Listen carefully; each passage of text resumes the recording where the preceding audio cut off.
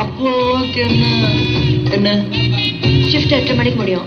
முடிஞ்ச பிறகு பேசலாம். எந்த பேர் வரல? யாட்லி. யாட்லி காணுமே எனக்கு அது இல்ல. கம்மியா சாப்பிடுன்னு மனசை கண்ட்ரோல் பண்ணிக்கிறேன். எப்பவுமே பொண்ணுங்க தான் பசங்களை தேடி போகணும், பசங்க பொண்ணுங்களை தேடி வரக்கூடாது.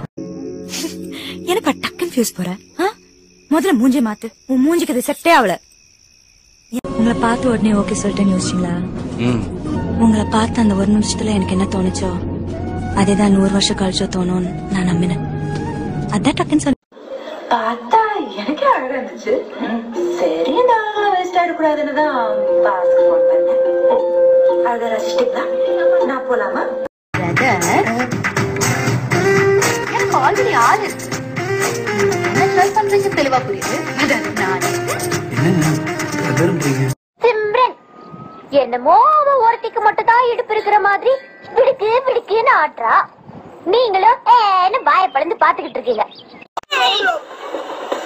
பொம்பளை புள்ளையா அடுக்கு ஒடுக்குமா இருக்கலாம்னு பாக்குறேன்.